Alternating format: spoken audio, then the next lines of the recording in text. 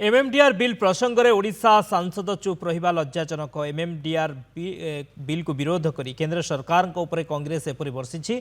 एक सांबादिक सम्मेलन में दलर उपसभापति देवाशीष पट्टनायक कहते एमएमडीआर संशोधन बिल को कांग्रेस विरोध करिछि। एमएमडीआर आईन संशोधन फल ओडिशा प्राय 1 लाख कोटी टंकार आर्थिक क्षति सहिब। 1 लाख कोटी टंका राज्य को मिलते मुंड पिछा उन्नति 23,000 टंका खर्च हो पारि था। 4 ରୁ 5 जन थिबा प्रत्येक परिवार पाई 1 लाख टंका खर्च हो पारि था।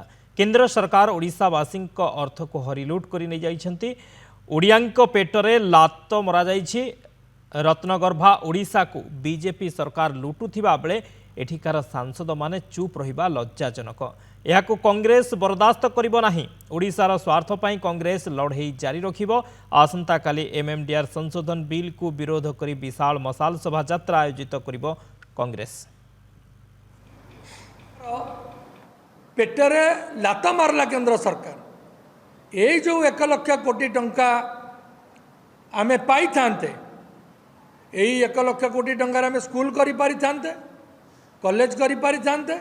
आमर जो ओडिशार 20टा सांसद जाइचंती सेमानंकर सहायता रे, बीजेपी पार्टीर सहायता रे, बीजेपी दलर सांसद मानक सहायता रे रत्नगर्भा ओडिशा को चूर चूर करदेवा पाई ए प्रयास आमे बर्दाश्त करवा उचित हब नाही। ओडिशार जदि किछि ए जो सांसद माने अछंती एमानक अंधभक्त संगे गंधभक्त भी कह जाई।